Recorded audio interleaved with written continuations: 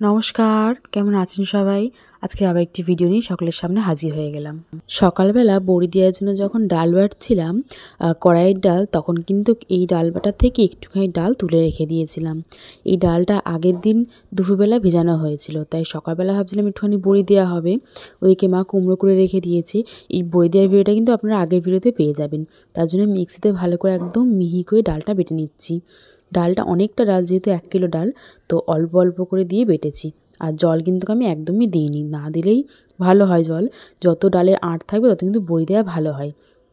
আর যেহেতু আমি সরু চাকলি খেতে খুব ভালোবাসি, তো তার জন্য কিন্তু আজকে রাত্রে এই ডাল বাটা থেকে একবারই ডাল তুলে রেখে দিয়েছি, সেটা দিয়ে কিন্তু সরু চাকলি বানানো হবে।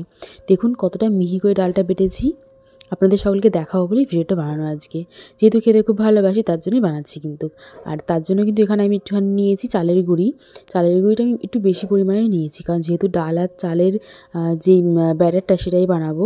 আমাদের এখানে সবাই, আমার শ্বশুরবাড়ি এখানে আবার অনেকে ময়দা, আটা, সুজি এইসব মিশিয়ে করে, কিন্তু আমি কিন্তু সেটা করি না। আমি একদমই পুরো সম্পূর্ণ চাল আর ডাল দিয়ে কিন্তু করি। এটা কড়াইয়ের ডাল। অনেকে মুগের ডাল দিয়েও করে, মুগের ডাল দিয়ে আমার শ্বশুরবাড়ি এখানে করে। বিউলির ডাল দিয়ে, মানে কড়াইয়ের ডাল দিয়ে কেউ করতে চায় না সাধারণত, কিন্তু আমি মুগের ডাল দিয়ে না করে আমি কড়াইয়ের ডাল দিয়ে করি, কারণ এটা খেতে বেশি ভালোবাসি। তো এবার একটুখানি নুন দিয়ে দিলাম, কিছু দিতে লাগবে না, শুধু নুন, ডাল আর চালের গুঁড়ো, এটা দিলেই কিন্তু হয়ে যাবে। বাটিতে একটু ডাল লেগেছিলো বলে একটু জল দিয়ে ভালো করে দিয়ে নিলাম। এটা কিন্তু একদম পাতলা করে গুলতে হবে। ডালের পরিমাণটা বেশি হলে এই পিঠাটা কিন্তু খেতে বেশি টেস্ট হয়। আমি একটু বেশি মানে ভিডিওটা বেশি বড় হয়ে যায় বলে একটু স্পিডে করে দিলাম ভিডিওটা। এখানে দেখছেন তো কতটা পাতলা করে আমি গুলে নিয়েছি। যত জলটা বেশি হবে ডালের মধ্যে, পাতলা ঘন, মানে আর কি ওই লেভেলটা ভালো হবে, তত কিন্তু ডালের পিঠাটা খুব সুন্দর হয়। এখানে আমি সব কিছু কেটে কুটে গুছিয়ে গাছিয়ে রেখে দিয়েছি। এখানে আমি একটা তেজপাতা নিয়েছি আর একটা আলু কেটে নিয়েছি। আলুটা নিয়েছি কারণ হচ্ছে ওই যে তেলটা ব্রাশ করতে হয় বলে চাটুতে, তার জন্য কিন্তু আমি আলু কেটে নিয়েছি, একটা অর্ধেকটা কেটে নিয়েছি আলুটা। আর তেজপাতাটা নিয়েছি যাতে ওই ডালের মিক্সচারটা করার মধ্যে যাতে আমি ভালো করে, মানে চাটুর মধ্যে ভালো করে ঘুরিয়ে ঘুরিয়ে করতে পারি, ওর জন্য কিন্তু আমি দিয়েছি এখানে। এখানে চাটু বসিয়ে দিয়েছি আর সাইডে তেল নিয়েছি। যেই চাটুটা গরম হয়ে যাবে তখন কিন্তু মিডিয়াম ফ্লেমে করে দেবো, যে মানে আঁচটা যেটা রয়েছে সেটা মিডিয়াম ফ্লেমে করে দেবো। দিয়ে তারপরে কিন্তু এই পিঠাটাই বানাবো। দেখুন আস্তে আস্তে দেখতে পাবেন আপনারা সবই। এখানে আমি একটুখানি তেল দিলাম, দিয়ে এই যে আলুটা দিয়ে এরকম করে ঘোরাচ্ছি। এবার বুঝতে পারেন তো আলুটা কেন কেটে রেখেছিলাম। দেওয়ার পরে এই যে ডালের আর চালের যে মিক্সচারটা ছিল সেটা আমি ওর মধ্যে দিলাম, দিয়ে তেজপাতা দিয়ে এরকম করে ঘুরিয়ে ঘুরিয়ে দিচ্ছি এর মধ্যে। এবার নিশ্চয়ই বুঝতে পেরে গেছেন তেজপাতাটা আর আলুটা কেন কাজে লাগবে। আমার মা যখন করতো এই পিঠাটা, তখন কিন্তু আমার মা এই যেটা তেজপাতা দিয়ে করছি সেটা কিন্তু আমার মা কাগজ দিয়ে করতো।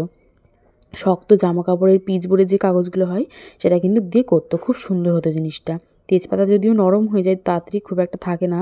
তো আমি কিন্তু এখানে যেহেতু তেজপাতা দিয়ে করে সবাই, তো আমি তেজপাতাটা দিয়েই করলাম, কাগজ আর খুঁজলাম না। এটা যত পাতলা হবে তত কিন্তু বড় হবে। আমি এখানে বেশি বড় করিনি, ছোট ছোট করেছি। আমার মা একদম চাটু জুড়ে করে, মানে প্রচণ্ড বড় হয়, পুরো চাঁদ মামা ঠিক যেরকম দেখতে এরকম হয়। খেতেও কিন্তু দুর্দান্ত হয়। যদিও সর্ষের তেল দিয়ে করলে কালারটা ভালো আসে, কিন্তু এখানে আমি সাদা তেল দিয়েই করেছি। যেহেতু আমার শ্বশুরবাড়িতে আবার নিরামিষ কোনটা আমিষ কোনটা ছোঁয়াছুঁয়ির একটা ব্যাপার আছে। মানে বিয়ে হয়েছে আমার ঘোষ পরিবারে, কিন্তু এখানকার নিয়মকানুন হচ্ছে ব্রাহ্মণ পরিবারের মতন। যাই হোক, এই যে প্রত্যেকটা এরকম করে কিন্তু উল্টে পাল্টে করে নিয়েছি। একটা মানে বুঝতে পেরে যাবেন যখন হয়ে গেছে ওপরটা, তখন বুঝতে পারবেন হচ্ছে এখানে অনেকটা প্রায় শেষই হয়ে গেছে করতে করতে। দেখবেন চাটুর সাইড দিয়ে কিন্তু এই যে রুটির মতন এটা দিয়ে রাখবো, এই গোলাটা কিন্তু ছেড়ে দেবে। ঠিক চাটুর সাইড দিয়ে উঁচু উঁচু হয়ে কিন্তু এটা ছেড়ে দেবে। দেখুন, দেখেছেন তো? যখন ছেড়ে দেবে তখন কিন্তু এটাকে উল্টে নেবেন, তাহলে বুঝতে পেরে যাবেন যে হয়ে গেছে কি না।